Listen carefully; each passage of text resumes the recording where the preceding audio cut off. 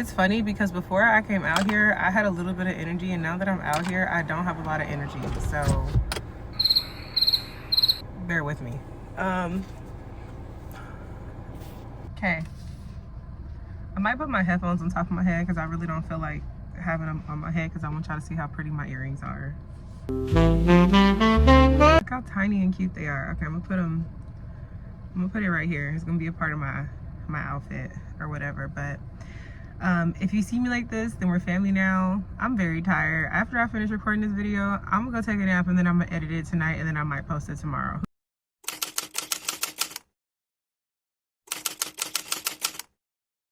Who knows what I'm feeling?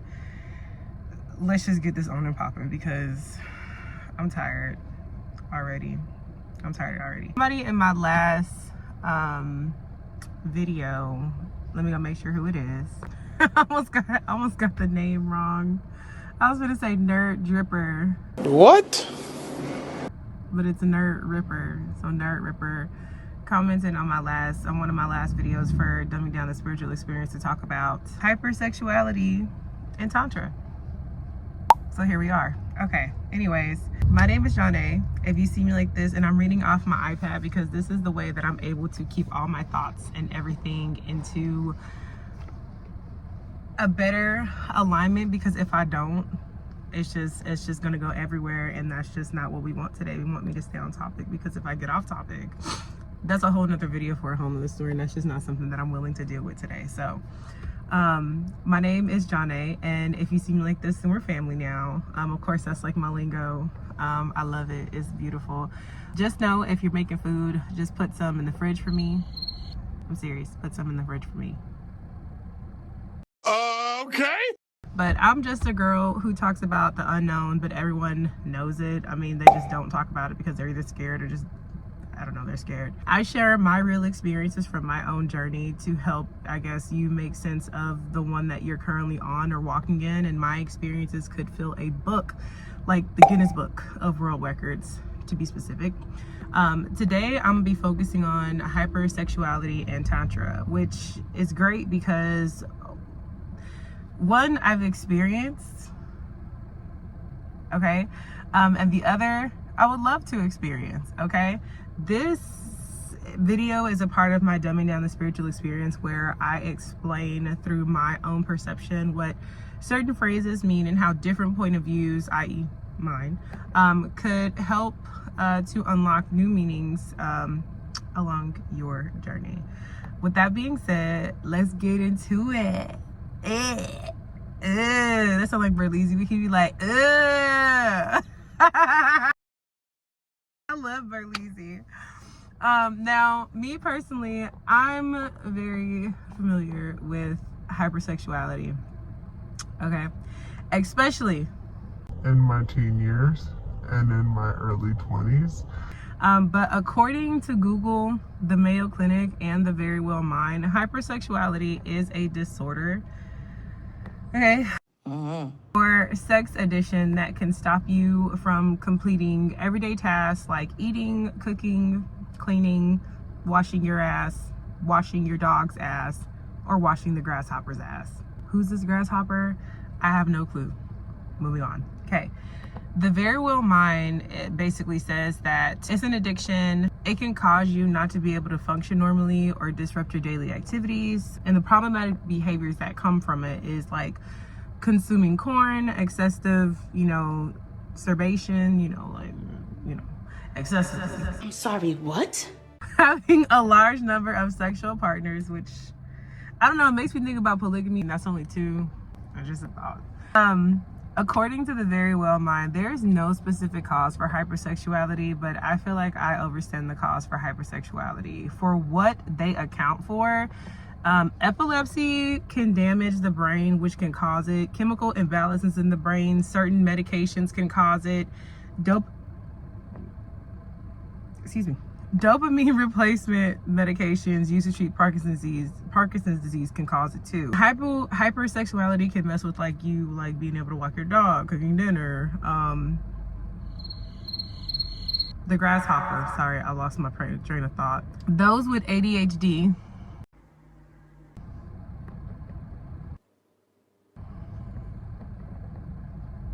those with ADHD can develop hypersexuality. Boom. Knew it. Now, this is just to touch bases on the topic at hand. If you want more information, please go to the Very Well Mind or the Mayo Clinic. I'll post the links in the description. So you can go look for yourself. So you can figure out what else is on there as far as like hypersexuality. Thank you.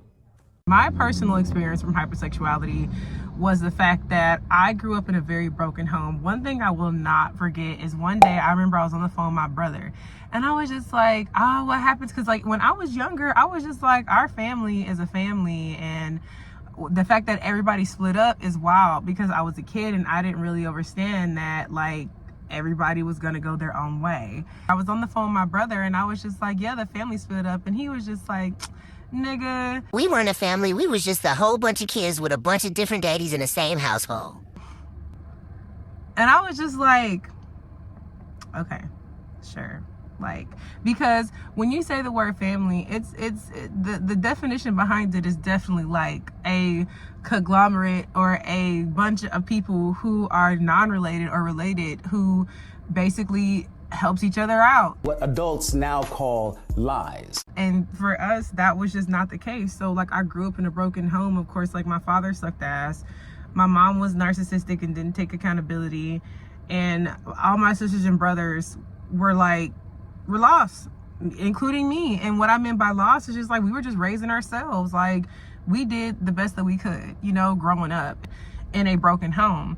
Granted, nobody's like crazy, which I mean, I might be, who knows? Like, isn't everybody crazy? What? So I grew up in a broken home, and as I got older, I literally had this void of like wanting to be with someone, and I just wanted to feel safe. I wanted to feel safe, and I wanted to be a part of someone's life. And just Lies. I use, you know, that for other things, and that it just wasn't the right deal, and I didn't know my worth, and you know the whole story. No, I don't. It was crazy. And so I didn't know my worth. I would like talk to so many guys, and yes, like all the symptoms that I stated above, like it was like that. Like when I was like in my teens, in my early 20s, like I was kind of out there, you know, kind of, or whatever. And I just wanted somebody to be close to me, and I was attracted to like abusive relationships because like it was just this cycle. And of course, when you come out of an abusive relationship, they teach you about this cycle that's like, oh, I love you, or love bomb you. Then I basically snatch that away because I'm controlling you. And then it's just like you want it so much, and it's just like every little inch.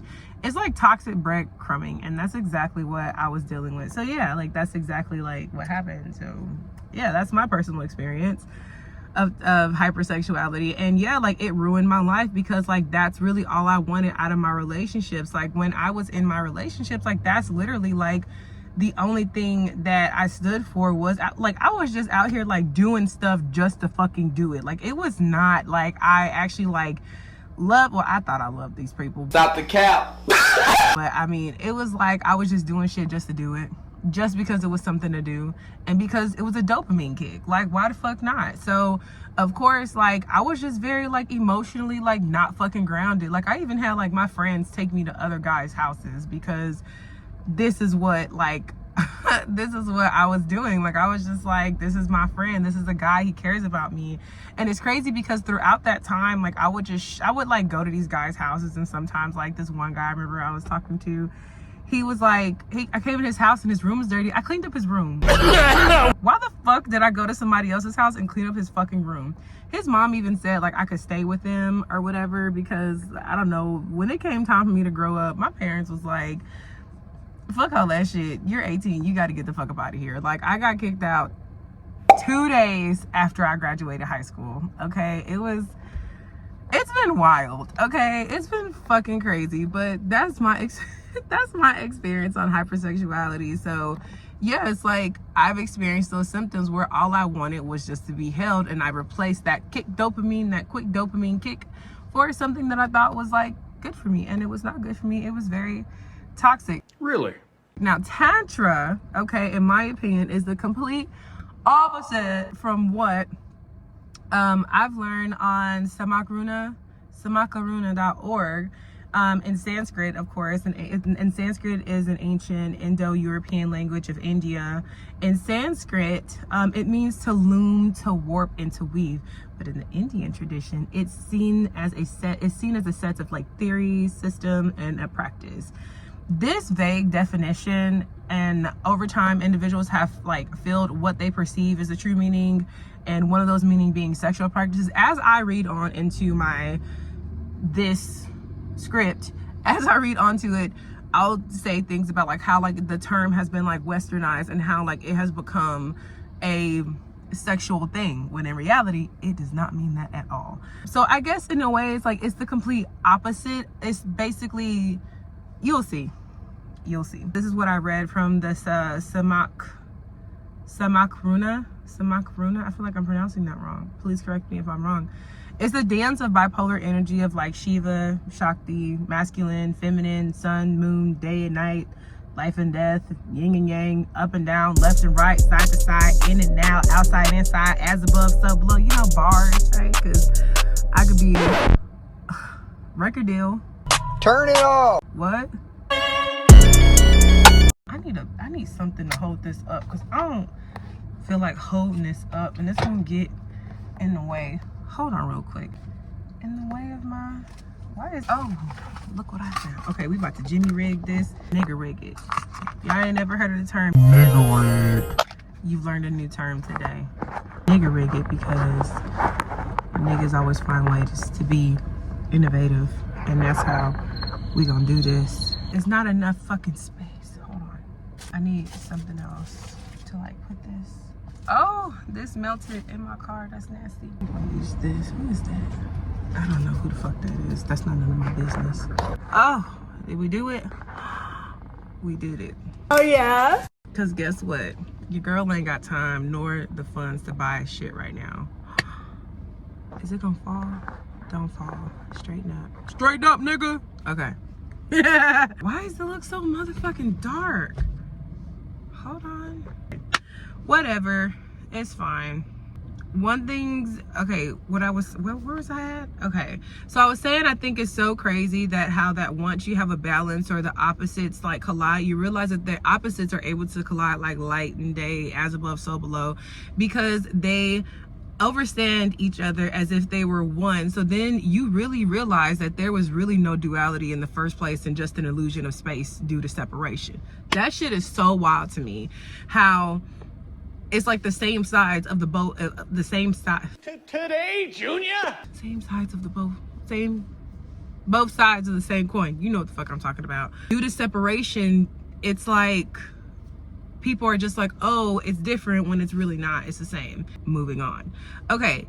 Tantra rituals can be seen as tools to expand your consciousness, and according to samakruna.org, though Tantra is a non-dogmatic system that can easily adapt to different epochs, contexts, and people, rituals are there also to remind us of the path to self-realization, because as humans we easily lose this path and indulge in pleasure without direction. Now this website goes into detail about Buddhist Tantra, Hindu Tantra. If you would like to read more about the similarities of the different Tantras, feel free to click the link in the description. But in Tantra, the physical body is celebrated as a living temple, and lovemaking is a tool to transcend the physical level and reach its blissful state. Now, when you become focused on like one area of your body and like overindulge or hyper indulge into this area of your body, it's like you lose focus of the other areas that are able to help you to ascend, or to become a better person, or to basically open up yourself more than you usually would. Like it becomes very blurred, because you're just like, oh my God, this feels great, let me stick to this, when there are other ways to indulge. This makes sense, of course, or as far as like what I was saying before, like basically like using your temple as a tool, things of that nature.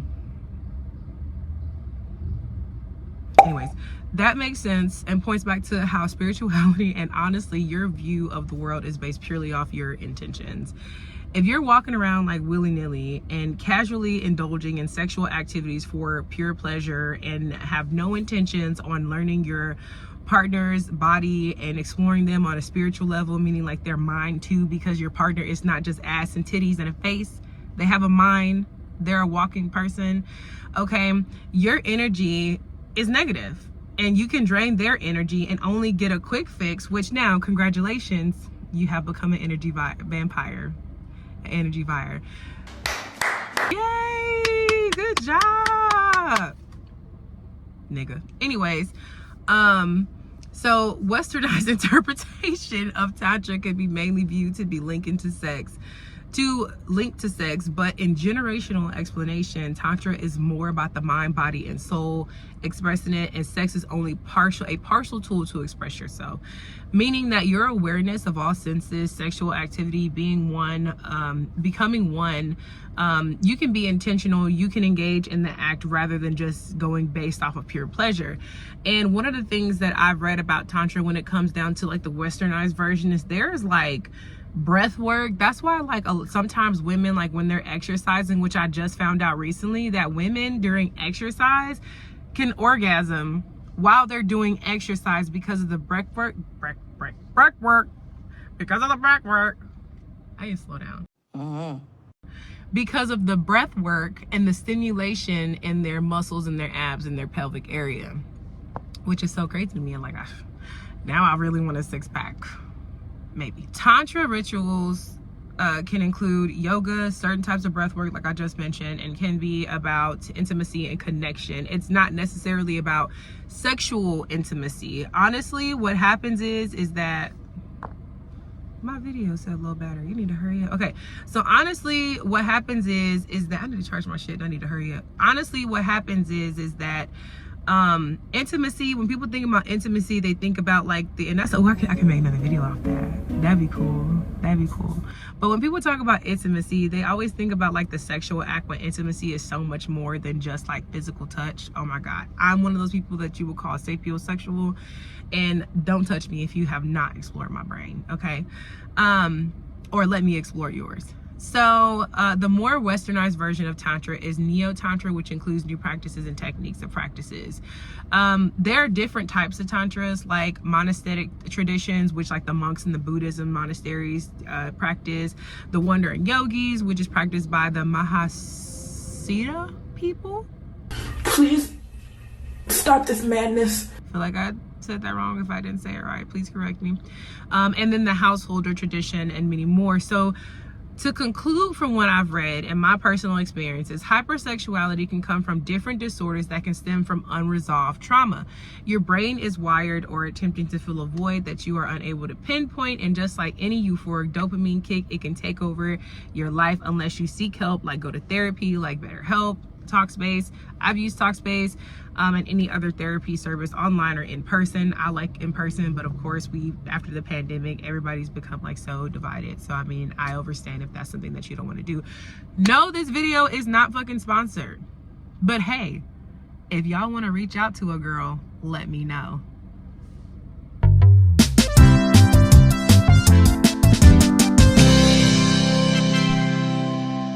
All right. I'm just the many of Black women who've been to therapy and had a positive experience from it every time that I've gone. Carrying on. Tantra is a practice that is used by many different cultures to transcend and overstand like who you are on many different levels, including sexually, because this is also an experience that we experience on this here land called Gaia, you know, Mother Earth is what they call it. Also remembering both of these practices have to very much do with your intentions and what actions you decide to take moving forward. One is feeding your ego, and the other is exploring your ego, breaking it down and becoming one with who you've been the entire time, and discovering and becoming enlightened and balanced. I really hope that this explanation of Tantra kind of did something. I know I did like a pretty like vague representation of it, but the only reason why I did was because like the more I went into understanding Tantra and what it was so what is it called? It's so diverse. It starts with the V, the word that I'm looking for. It's versatile. Is that the word that I just said? Man, that truck is really blue. Anyways. Stop it. Get some help. It's diverse. I can't think of the word.